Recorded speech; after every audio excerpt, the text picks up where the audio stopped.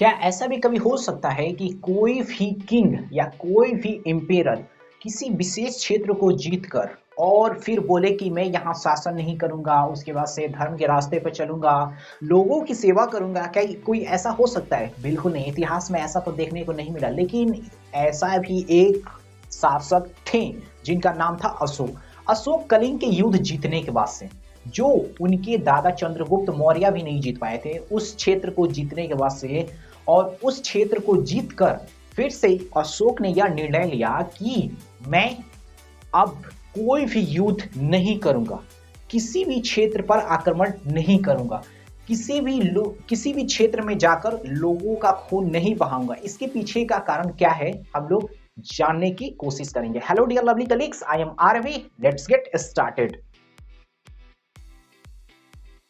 लोग बात करेंगे 2300 वर्ष पहले की, जब मगध पे धनानंद का सम्राट था। धनानंद बहुत ज्यादा पावरफुल था उस टाइम का, बहुत ज्यादा शक्तिशाली था, बहुत ज्यादा धनवान था, बहुत बहुत ज्यादा क्रूर भी था।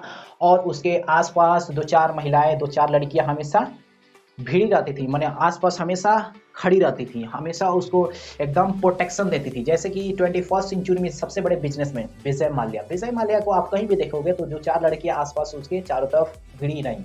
देखो, वो चाहे मगध का राजा धनानंद हो, और चाहे 21st सेंचुरी का सबसे बड़ा बिजनेसमैन विजय माल्या हो, और चाहे वो श्रीलंका का लंकापति रावण, इन तीनों को बर्बाद होने का पीछे कारण एक ही था, लड़की। ये तीनों बर्बाद किस लिए हुए? तो लड़की की वजह से ही बर्बाद हुए। अब किसी को बर्बाद करना हो ना, अगर किसी दोस्त को बर्बाद करना हो ना, तो दो चार लड़कियों का एंगेजमेंट करा दो, मैंने दो चार लड़कियों की फ्रेंडशिप करा दो, देखो 2-4 दिन में बर्बाद हो जाएगा। 2-4 दिन तो बहुत ज्यादा हो गया, बहुत जल्दी वो बर्बाद हो जाएगा। किसी को बर्बाद करना है तो लड़कियों की उसको माने आकर्षण में ला दो, तो देखो उसके बाद से वो बर्बाद हो जाएगा। अब देखो, हम लोग बात कर रहे हैं धनानंद के बारे में। तो धनानंद देखो, चाणक्य जो थे वो तक्षशिला में पढ़ा रहे थे। कहाँ पे है तक्षशिला? तो ये पाकिस्तान में पड़ता है, पाकिस्तान के बलूचिस्तान में। और जिस समय वो पढ़ा रहे थे उसी समय उनको पता चला कि जो विदेशी आक्रमण थे, माने विदेशी जो राजा थे, वो अब भारत की तरफ मार्च कर रहे हैं। जैसे भारत की तरफ मार्च कर रहे थे तब उनको उसी समय पता चला, और वहां से दौड़ते दौड़ते दौड़ते दौड़ते, बेचारा कितना टाइम लगा होगा वहां से आने में। अब बताओ, पाकिस्तान से आया बिहार में जहाँ पे मगध है, वहां वहां से आया या दौड़ते दौड़ते मगध में, और यहाँ पे उसने मगध के राजा धनानंद के दरबार में जाकर यह अपील किया कि महाराज, अगर जो हम लोग मगध के बॉर्डर को सुरक्षित नहीं करेंगे, या उससे हम लोग जो विदेशी राजा आ रहे हैं उससे हम लोग आक्रमण करने के लिए तैयारी नहीं करेंगे, तो वो हमारे भारतवर्ष पे आक्रमण कर देंगे और हमें हरा देंगे, और हमारी जो हमारी प्रजा है उस पर बहुत ज्यादा दुष्व्यवहार करेंगे और हमें लूट लेंगे, हमें बर्बाद कर देंगे। हम जो आबाद किए हुए हमारे जो भारतवर्ष को इतने सोने की जो चिड़िया बनाए हैं उसको लूट लेंगे और सब कुछ खत्म कर देंगे। ये सारी अपनी जो प्रस्ताव है वो धनानंद के सामने रख रहे थे। कौन? चाणक्य रख रहे थे। लेकिन धनानंद वो पूरा अपना धन में, महिलाओं में, लड़कियों के नृत्य में और अपने घमंड में चूर था। और उसी समय धनानंद ने अपने पैर से चाणक्य को पैर मारी और वहां से दरबार से बाहर निकाल दिया। दरबार से बाहर निकालने के बाद से चाणक्य को गुस्सा आया और उसने कमंडल में पानी रखकर उसने प्रतिज्ञा ली कि जब तक मैं धनानंद को मगध के साम्राज्य से जब तक हटा नहीं लूंगा तब तक मैं चैन की सांस नहीं लूंगा। वहां से वो मार्च करते हुए जंगल की तरफ जा रहे थे। तब जंगल में देखा कि एक छोटा सा बालक एक खेल खेल रहा है। वो बालक खेल भी खेल रहा है और राजा की तरह उसका भी नेचर है, माने राजा की तरह व्यवहार कर रहा है। तब वहां पे कुछ देर खड़े रहकर उस छोटे से बालक के बारे में ऑब्जर्व किया और उससे बात किया। बात करने के बाद से पता चला कि उस बच्चे के अंदर माल तगड़ा है। माने जो ये सोच रहे थे कि अगर धनानंद को हराना है तो किसी बहुत बुद्धिमान, बहुत शक्तिशाली, बहुत ज्यादा तेज, बहुत तेजस्वी राजा को बैठाना पड़ेगा मगध के राज्य गद्दी पर। अब वहीं से इन्होंने चंद्रगुप्त मौर्य को उठाया और वहां से इन्होंने 7 से 8 साल तक चंद्रगुप्त मौर्य को तैयार किया, उसे शिक्षा दिया, उसे पॉलिटिकल साइंस, इकोनॉमिक्स, गुप्त बातें बताई। फिर से शिक्षा देने के बाद से फिर से उसको जंगल में छोड़ा, और जंगल में छोड़ा और ये बातें बताई कि बेटा अब तू जंगल में जा, अब तू छोटी छोटी सेना बना, अब तू अपनी रणनीति तैयार कर ताकि तू धनानंद को हरा सके। इसके बाद से यहाँ से शुरुआत हुई थी है धनानंद को हराने की प्रक्रिया। चाणक्य और चंद्रगुप्त मौर्य दोनों ने मिलकर लास्टली धनानंद को गद्दी से हटाया और यहाँ पर चंद्रगुप्त मौर्य का सम्राट को स्थापित किया। किसके द्वारा? चाणक्य के द्वारा। चाणक्य के द्वारा जितने भी बातें आज भी देखते हो वो सही होती हैं। एक कहा गया, चाणक्य ने एक बात बोली थी, ज्यादा सीधे नहीं बनना चाहिए, क्योंकि जंगल में जब लोग बांस काटने जाते हैं तो सबसे सीधे बांस को ही काटते हैं। इसीलिए कभी भी जीवन में हमेशा सीधे साधे नहीं बनना चाहिए। जब समय अगर जो टेढ़ा बनने का मिले वहां टेढ़ा बन जाना चाहिए, क्योंकि जब जंगल में लोग पेड़ काटने जाते हैं या बांस काटने जाते हैं तो सबसे पहले जो सीधा बांस रहता है उसी को काटते हैं, जो सबसे सीधा और सटीक बांस रहता है उसी को काटते हैं। ये चाणक्य नीति का ही एक पार्ट है। अब हम लोग बात करेंगे चंद्रगुप्त मौर्य। चंद्रगुप्त मौर्य ने धीरे धीरे मगध को अब एक्सपेंड करना शुरू किया, सिर्फ कलिंग और तमिलनाडु को छोड़कर। कलिंग यहां पे आप कलिंग को देखोगे, यहाँ पे कलिंग पड़ता है जो अभी उड़ीसा है अभी, और यहाँ पे है तमिलनाडु, सबसे नीचे वाला पार्ट तमिलनाडु। इस उड़ीसा को और तमिलनाडु को छोड़कर इन्होंने कोलकाता से शुरू किया था और हिंदुकुश जो अफगानिस्तान के लास्ट पर्वत पड़ता है जो 800 किलोमीटर तक ले फैला हुआ है, वहां तक भारतवर्ष की नींव रखी। माने अखंड भारत की नींव किसने रखी? तो चंद्रगुप्त मौर्य ने ही रखी, और पूरे अखंड भारत पे शासन किया। कब से कब तक? 321 से लेकर और 297 तक ले इन्होंने शासन किया अखंड भारत पे। ये इतिहास के एक ऐसे राजा थे जिन्होंने अखंड भारत की नींव रखी, अखंड भारत पे राज किया और अखंड भारत का विस्तार किया। उसके बाद से आते हैं इनके बेटा बिंदुसारा का जो टाइम पीरियड है वो है 297 से लेके 272 बीसी तक इन्होंने राज किया। बिंदुसारा का बेटा है अशोक, जो इस चैप्टर में हम लोग मूल रूप से पढ़ना है, अशोक के बारे में ही पढ़ना है, क्योंकि ये चैप्टर का जो क्रक्स है वो अशोक के बारे में ही है। तो अशोक ने राज किया था 268 से लेकर 232 ईस्वी तक। अब मौर्य एम्पायर का जो साम्राज्य कहाँ तक फैला था? तो ये हिंदुकुश, अफगानिस्तान, पाकिस्तान के बाद अफगानिस्तान में जो लास्ट पर्वत पड़ता है हिंदुकुश, वहां तक ये फैला हुआ है। अब जो इनके जो 3 इंपॉर्टेंट सिटी थे मौर्य एम्पायर के, वो थे पाटलिपुत्रा जो अभी प्रेजेंट में पटना है, उज्जैन यहाँ पे ये पाटलिपुत्रा और यहाँ पे है मध्य प्रदेश में उज्जैन, और उसके बाद से है यहाँ पे तक्षशिला। ये जो 3 इंपॉर्टेंट सिटी हैं, यहाँ से छोटे छोटे राजा, छोटे छोटे किंग पे राज किए जाते हैं। माने ये जो 3 इंपॉर्टेंट सिटी हैं, 3 इंपॉर्टेंट सिटी, यहाँ से इधर का राज कर लिए, यहाँ से इधर राज कर लिए, और यहाँ से इधर राज कर लिए। तो यहाँ देखो, यहाँ त्रिकोण बने, मैंने तीनों तरफ से राज कर लिए। जैसे कि आप प्रेजेंट में देखते हो कि प्रेजेंट में अगर जो कोई सेंट्रल गवर्नमेंट कहाँ से राज करती है तो दिल्ली से राज करती है। दिल्ली से यहाँ पे अगर दिल्ली है तो दिल्ली से यहाँ भी देख लेती है, यहाँ भी देख लेती है, यहाँ भी देख लेती है, यहाँ भी देख लेती है। तो यहाँ भी उस समय मौर्य एम्पायर में यहाँ पाटलिपुत्र से इधर देख लिए, और उसके बाद से उज्जैन से इधर देख लिए, और तक्षशिला से इधर सब देख लिए। तो इस तरह से तीनों जो इंपॉर्टेंट सिटी है, तीनों इंपॉर्टेंट सिटी से छोटे छोटे राज्य पर ध्यान रखा जाता था। छोटे छोटे राज्य से पहले टैक्स को कलेक्ट किया जाता था, और टैक्स कलेक्ट करने के बाद से वहाँ पे डेवलपमेंट का काम होता था, वहाँ पे सिपाहियों की पेमेंट दी जाती थी, वहाँ पे एडमिनिस्ट्रेटिव को पेमेंट दी जाती थी, नेताओं को पेमेंट दी जाती थी, मंत्रियों को पेमेंट दिया जाता था। उसके बाद से बड़े बड़े बिल्डिंग बनाए जाते थे, बड़े बड़े दीवार बनाए जाते थे, ताकि कोई विदेशी आक्रमण ना कर पाए। अब यहाँ बात होती है कि जो सिटी थे वहाँ सब जगह एक ही लैंग्वेज को नहीं बोला जाता था। जैसे कि अभी भी देखते हो कि अभी आप हर 100 किलोमीटर बाद आपको 3 चीजें हमेशा चेंजिंग देखेंगे: कपड़ा, भोजन, लैंग्वेज। अभी के टाइम में सेम बात उस समय भी थी। उस समय अलग अलग सिटी में 3 चीजें हमेशा डिफरेंट थी: लैंग्वेज, फूड और क्लॉथ्स। 3 चीजें हमेशा, जैसे कि आप पटना में कुछ और चीज, वहाँ पटना में पहनावा कुछ और है, खाने की सामानें कुछ और है, और बोलने की जो भाषा है कुछ और है। उज्जैन में जाओगे तो वहाँ पे पहनावा कुछ और है, खाने की कुछ और है, और लैंग्वेज कुछ और है। आप तक्षशिला में चले जाओ, तक्षशिला में भी लैंग्वेज कुछ और है, पहनावा कुछ और है, और खाने की चीजें भी कुछ और है। तो ये सारी बातें रही मौर्य एम्पायर के बारे में। अब ये जो चंद्रगुप्त मौर्य, उसके बाद बिंदुसार, बिंदुसार के बाद से अशोक, इसको बोलते हैं डायनेस्टी, वंशवाद। जैसे कि आप पॉलिटिक्स में सुने होंगे नेपोटिज्म चल रहा है, या बॉलीवुड में सुने होंगे नेपोटिज्म चल रहा है, वंशवाद या भाई भतीजावाद को बढ़ावा दिया जा रहा है। जैसे कि आप बहुत सारा न्यूज में भी देखे होंगे आजकल, तो ये सब ट्रेंड चल रहा है, ट्रेंड में चल रहा है हर जगह, hashtag nepotism, hashtag boycott Bollywood, hashtag boycott politics. हर कोई भाई भतीजावाद को प्रमोट कर रहा है। अरे भाई, कोई प्रमोट नहीं कर रहा है, आप देखना ही चाहते हो उसको, तो वो क्या कर रहे। अब शाहरुख खान के बेटा को हर कोई देखना चाहता है, लेकिन कोई गरीब के बेटा को देखना चाहता है। पब्लिसिटी किसको मिलता है? शाहरुख खान को बेटा को हमेशा पब्लिसिटी मिल जाएगा, और दोनों को खड़ा करा दिया जाएगा। जो शाहरुख खान के बेटा को खड़ा करा दिया जाए और एक गरीब के घर के बेटा को खड़ा करा दिया जाए, तो सबसे ज्यादा पब्लिसिटी किसको मिलेगी? तो सबसे ज्यादा पब्लिसिटी मिलेगी शाहरुख खान के बेटा को। तो यहाँ नेपोटिज्म की बात कहाँ आती है? भाई तुम गलत सोच रहे हो। अगर आप में अंदर पोटेंशियल है तो आप भी बढ़ो, उसको फाइट करो, वहां से लूटो, वहां से उसको उस स्थान को प्राप्त करो। आप देखना चाहते हो शाहरुख खान के बेटा को, आप देखना चाहते हो जैकी श्रॉफ के बेटा को, और कोई गरीब घर से अगर जो वहां चला जाता है तो आप उसको देखना नहीं चाहते हो। तो ये आप सिर्फ आप ना उसको डिफाइन करते हो नेपोटिज्म में।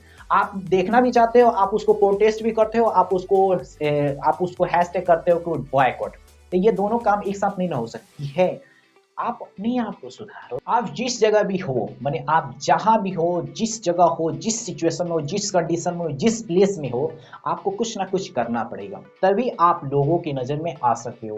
क्योंकि लोगों के नजर में आना है तो या तो आप क्लास में हो तो टॉप करना पड़ेगा, और नहीं तो आप किसी जॉब में हो तो आपको प्रमोशन लेना पड़ेगा। अगर आप कोई बिजनेस कर रहे हो तो आप अपनी इकोनॉमी को इंप्रूव करना पड़ेगा, आप अपनी वेल्थ को बढ़ाना पड़ेगा, तभी आपके बारे में लोग जान सकते हैं। अब वो हो सकता है गुड और वो हो सकता है बैड। आप या तो खराब करो या तो अच्छा करो, या आप अपने बिजनेस में फेल कर जाओगे तब भी लोग जानेंगे, आप अपने बिजनेस में टॉप कर जाओगे तब भी लोग जानेंगे। लेकिन दोनों का जो नजरिया होगा वो अलग अलग हो सकता है। जब आप फेल करोगे तो आपसे लोग इंस्पायर नहीं होंगे, लेकिन वही आप अपनी वेल्थ को माने आप अपनी इकोनॉमी को और ज़्यादा बूस्ट करोगे, और ज़्यादा बूस्ट करोगे, तो आपसे लोग इंस्पायर्ड होंगे, आपसे लोग कनेक्ट होना चाहेंगे, आपसे लोग प्रभावित भी होंगे, और आपकी रास्ता पे चलना भी चाहेंगे। तो ये दो तरीके हो सकता है मैंने अपने आप को इम्प्रूव करने का। जैसे कि आप किस जगह पे हो, आप किस सिचुएशन में हो, तो आप जगह और सिचुएशन के अनुसार आप जैसा रिएक्ट करते हो, उसकी वजह से लोग आपको जानते हैं, आपके बारे में जानते हैं, आपसे प्रभावित होते हैं। वैसे ही उस टाइम में चंद्रगुप्त भी शासन बने, बिंदुसारा भी शासन बने, और अशोक भी शासन बने। लेकिन अशोक के बारे में बहुत प्रचलित बातें होती है, मैंने बहुत आश्चर्य और इंस्पिरेशन वाली बातें होती है। क्योंकि जब अशोक शासन में आए, माने सत्ता पे आए, उसके 8 साल बाद कुछ कांड हो गया। तब कब आए थे अशोक? तो ये आए थे 268 से लेकर 232 तक ये शासन किए थे। कौन? अशोक शासन किए थे। ये ज्यादातर फेमस है, देखे होंगे इनके पिलर अजीब तरह के बनाए हुए हैं, इनके जो चक्र है बहुत अच्छी तरह से डिजाइन किए हुए हैं। माने ये इंस्क्रिप्शन करने के लिए, ये रॉक पेंटिंग करने के लिए, रॉक एडिट करने के लिए, और जो अच्छी अच्छी बातें हैं वो पत्थरों पर लिखवाने के लिए ये फेमस है। अशोक चक्र इन्हीं के द्वारा बनाया गया है, अशोक स्तंभ इन्हीं के द्वारा बनाया गया है। जो हमारे जो ट्री कलर है, जो हमारा फ्लैग है अशोक चक्र, वो कहाँ से लिया गया है? यही है अशोक चक्र। और जो आप देखे होंगे अशोक एम्बल, मैंने एम्बल देखे होंगे, वो भी इन्हीं के द्वारा बनवाया गया है। तो ये ज्यादातर किस चीज के लिए फेमस है? तो ये इंस्क्रिप्शन के लिए फेमस है और रॉक एडिक्ट के लिए फेमस है। अब ये जो अशोक है, ये जो लैंग्वेज यूज करते थे वो प्राकृतिक लैंग्वेज यूज करते थे और ब्राह्मी स्क्रिप्ट यूज करते थे, जहां लिखवाने के लिए जो भी पत्थरों पर जो चीज लिखवाते थे। जैसे कि आप देखे होंगे सेंट्रल गवर्नमेंट कोई भी स्कीम निकालती है, या सेंट्रल गवर्नमेंट का बोर्ड देखे होंगे, सेंट्रल गवर्नमेंट का जो ऑफिस देखे होंगे, वहां पे सबसे पहले ऊपर आप देखे होंगे पहले हिंदी में लिखा होता है, जैसे कि मिनिस्ट्री ऑफ इंटेलिजेंस, और उसके बाद से इंग्लिश में लिखा होता है। जैसे मिनिस्ट्री ऑफ फाइनेंस आप देखे होंगे, मिनिस्ट्री ऑफ फाइनेंस नीचे लिखा होता है, उसके बाद से ऊपर लिखा होता है वित्त मंत्रालय। आप देखे होगा रिजर्व बैंक ऑफ इंडिया, ऊपर हिंदी में लिखा होगा रिजर्व बैंक ऑफ इंडिया, उसके बाद से नीचे इंग्लिश में लिखा होगा रिजर्व बैंक ऑफ, मैंने आप ऊपर कुछ हिंदी में देखोगे और नीचे इंग्लिश में देखोगे। तो यहाँ आप क्या देख रहे हो, दो लैंग्वेज देख रहे हो। वैसे ही जो अशोक थे वो दो लैंग्वेज, वैसे तो अलग अलग लैंग्वेज यूज करते थे, जनरली वो प्राकृतिक लैंग्वेज यूज करते थे जो सबको समझ में आ जाए, जो सब लोग समझ सके, जो सब लोग उसको पढ़ सके, और ब्राह्मणी स्क्रिप्ट को यूज करते थे किसी भी इंस्क्रिप्शन को लिखवाने के लिए या किसी भी अच्छी बातों को लिखवाने के लिए। जैसे कि वो बातें हो सकती हैं कि कभी भी सीधा नहीं बनना चाहिए, या हमेशा मैंने आप जब जितने भी आप कमा रहे हो या आप जितने भी आप अपने आप को इम्प्रूव कर रहे हो उसको थोड़ा सा उसका कुछ परसेंट आप गरीबों को दान कर दो या किसी जीव को अच्छी से सेवा कर दो। ये सारी बातें हैं वो अशोक लिखवाया करते थे।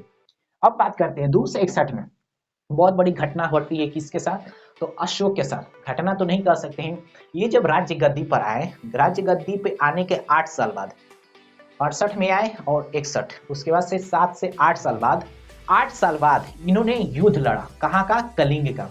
कलिंग का युद्ध का क्यों लड़ा, तो भाई देखो चंद्रगुप्त मौर्य ने दो चीज को नहीं जीता था, एक अपने भारतवर्ष में, एक ओडिशा जो उस समय कलिंग था, और दूसरा तमिलनाडु, उस समय भी तमिलनाडु था।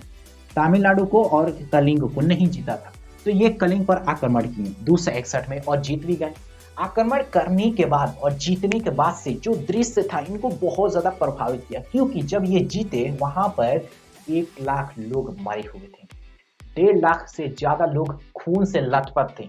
ये दृश्य देखकर उनका मन पूरी तरह से बैठ गया, और वहां से इन्होंने सीखा कि उस जगह को जीतने से क्या फायदा जहां पे कोई लोग सुखी ना हो, जहां पे कोई सैनिक ना हो, जहां कोई ब्राह्मण ना हो, जहां कोई फार्मर ना हो, जहां कोई प्रीस्ट ना हो, जहां कोई ट्रेडर ना हो, उस जगह को जीतने से क्या फायदा।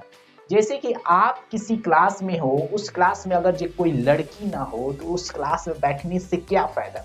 जैसे कि मैं अपना स्टोरी बताता हूँ, मेरे इंजीनियरिंग 2020 बैच में, मेरा 2020 से लेकर 2024 तक का बैच है।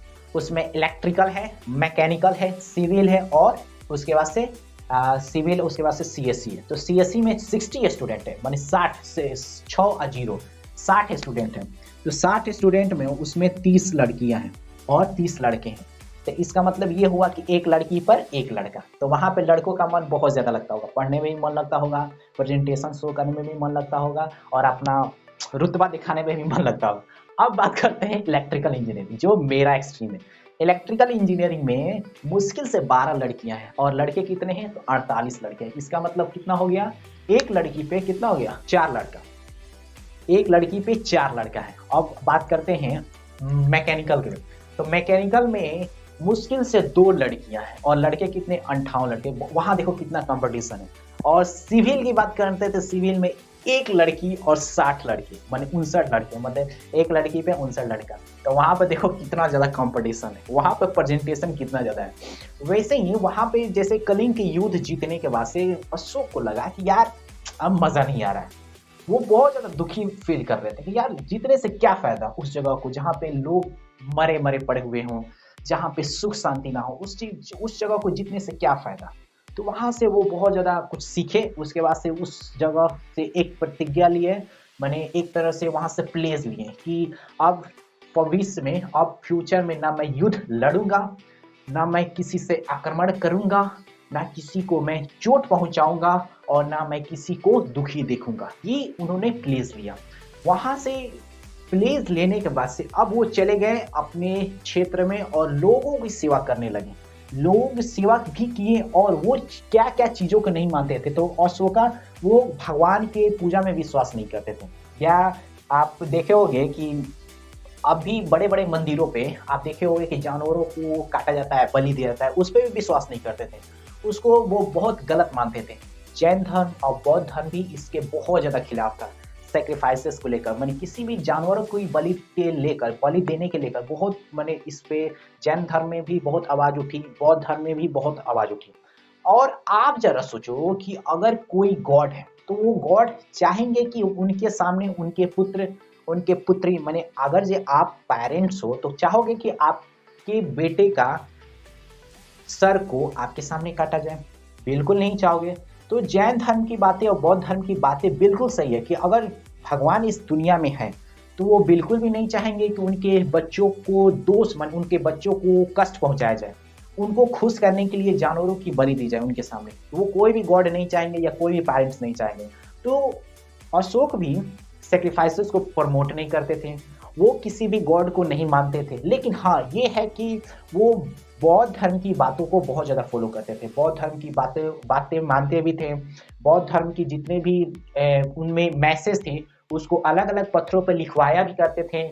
और यहाँ तक कि वो अपने मैसेंजर को भेजकर विदेशों में भी प्रचार कराते थे, जैसे कि सीरिया, इजिप्ट, ग्रीस और श्रीलंका, यहाँ तक उन्होंने अपने मैसेंजर को भेजकर और बौद्ध धर्म की प्रचार कराया। बौद्ध धर्म की जितने भी मैसेज है वहाँ तक पहुँचाया और बहुत बहुत अच्छी तरह से बौद्ध धर्म का प्रचार भी किया। बाद में जाकर अलग अलग देशों ने बौद्ध धर्म को अडॉप्ट भी किया, जैसे कि जापान में भी देखे होंगे, श्रीलंका में भी देखे होंगे, चाइना में भी देखे होंगे, अमेरिका में भी देखे होंगे। मानी यूरोप के ज़्यादातर कंट्री में बौद्ध धर्म को माना जाता है। जापान में तो स्पेशली देखते ही हो, नेपाल में भी देखे ही हो और भूटान में भी देखे हुए।